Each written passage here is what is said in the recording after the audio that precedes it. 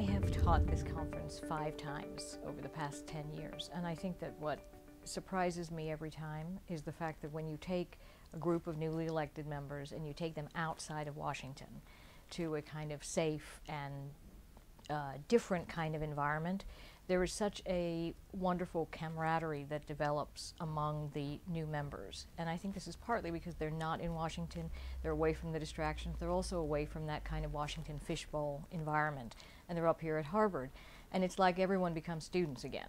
You really see this excitement, this willingness to be open, to make friends with the other newly elected members, and it's always a very kind of enchanting mood. The overall atmosphere and the type of folks that you could learn from there, like Secretary Condoleezza Rice was thrilled to be able to spend one-on-one time with her, and Andy Card, President Bush's Chief of Staff, John Podesta, President Clinton's Chief of Staff, professors from Harvard, the lady that wrote No Child Left Behind. Now, I wasn't a big fan of No Child Left Behind, but it was interesting talking to them about how that came to be and the legislative process here in Washington. This conference gives you a great chance to learn from some policy experts, folks, former members who themselves have navigated those first few weeks as members of Congress, and they can tell you what they did right and what they did wrong and what they wish they had known. Also a chance to network and build relationships. You're starting something new with 435 colleagues, and getting a chance to get to know them at the beginning is very helpful. We had 87 Republican freshmen in my class, and I think a very few, only 9 or 10, actually went to Harvard.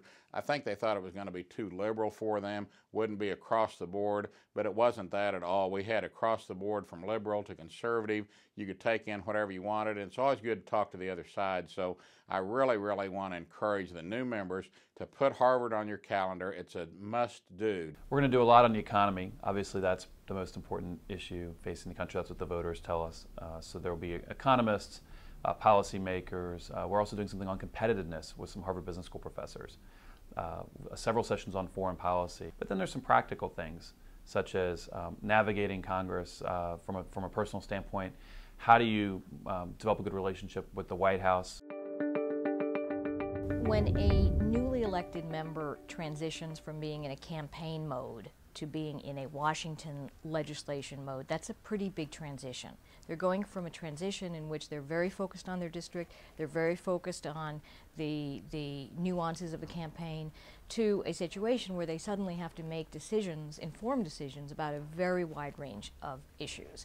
And I think that they become much more effective if they come to the Harvard conference, because it's that opportunity to think about a wide range of issues. We're going to bring back a couple members who were elected 2 years ago, who came to our conference, had a good experience, and want to share their experiences, what it was like that first year. At Harvard, we had United States senators there, we had professors from Harvard there. The legislative process, it really gets you off and running. You can ask questions on a one-on-one basis about what it's like to legislate in Washington, what's effective, what's not, what works, what doesn't work, and it's just a wealth of knowledge is just poured over you. So again, I really want to encourage all of our new members in Congress, Republicans, Democrats alike, do not miss Harvard. Put it on your calendar, and I'll see you there.